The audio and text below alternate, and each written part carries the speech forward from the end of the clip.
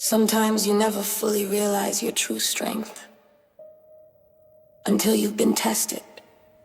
Did she ever come back, you asked? To my surprise, she did. She came back every single day, never skipped, never delayed. She would talk to me for hours. She'd bring me little things she thought I'd enjoy. She taught me games. She taught me how to be human, or how they think at least. She taught me languages one by one. She told me about the gods, the others like me. She taught me about war, about murder, about grief. She told me everything, and I told her I would never let anyone hurt her, not even a god, because I may look like just a little girl in this human form. But as a god, I am something they cannot stop. The rage in my chest, it never left. I used to pray to, no one ever answered. Not once, I kept praying, I screamed, I begged, and only with my dying breath did one of them finally answer. So I gave it everything I had left to become what I am now. And I don't even know what that is yet. I still don't know my purpose. She had to leave again. She always left to rest, but she always came back. And she came back the next day too. Except this day was different. This was the first day I smelled blood. Like always, I was sleeping in the cave, deep inside where it's cool, where it echoes. And then something shifted, my ear twisted. I heard footsteps, fast ones, bare feet against stone. Panic breathing, a heartbeat racing through fear. And behind it, a second heartbeat, slower, heavier, metal clinking, it was new. I didn't understand it yet, so I stayed still, up on the cliff, high in the darkness of my cave watching. Then I heard her voice, my name, Namaya, help me. She ran in, gasping, I could feel the fear pouring off her skin. She collapsed by the glowing pool inside my cave, struggling to breathe. She was bleeding, but not much. Not from a fight, from running from pain, but the blood that followed her, the blood on the man behind her, was not hers. A second figure entered. He stepped into my territory. He didn't even hesitate. Maybe he didn't know I existed, or maybe he didn't care. He looked at her like she was an object. And then he spoke. Today you'll either die or bear me a child, just like the rest of you dirty slave bitches. His words turned my blood into fire.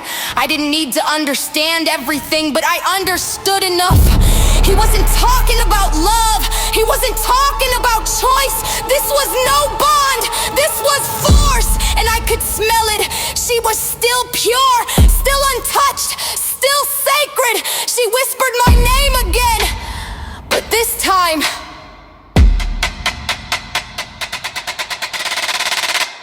it was a prayer. Not a shout. Not a scream. A whisper. Like a thread of hope tossed into the void. And that was the first time in all the worlds a God answered. My voice left my mouth like a blade. Low, cold, direct, leave now or die. He didn't stop, didn't flinch, he just smirked. You dare taunt me, he snarled like I was a ghost, like I wasn't real. He raised his sword, walked toward her, walked into his own grave. And then I moved. A golden spear cracked through the air, so fast it sounded like thunder. It pierced his shield, his armor, his chest, and shattered through him like glass. It pinned him to the ground of my cave, embedding it into the stone beneath his spine. He didn't even have time to scream, only shock. Then silence. She didn't scream either. She didn't even cry. She looked at the body like it was just another body, like this wasn't her first time seeing someone die. I stepped out of the darkness.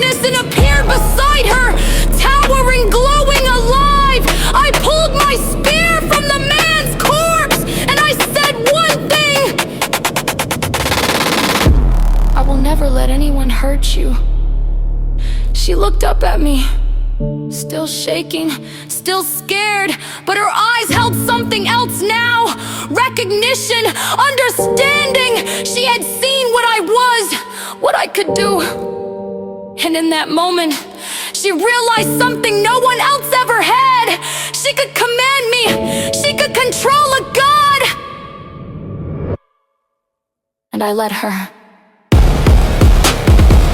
But her voice still held panting. She looked up at me and said, "There's a whole army, they're coming. We've prayed to the gods for help, but none of them have answered." I looked out toward the mouth of the cave.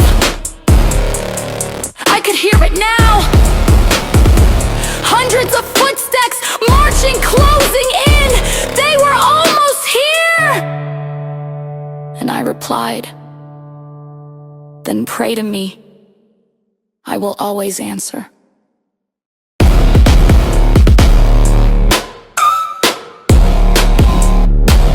I turned my attention toward the cliff's edge, toward the path they would take, toward the army coming to slaughter her, and I whispered to myself,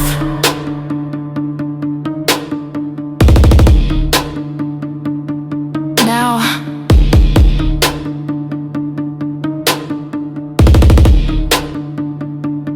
this is my purpose."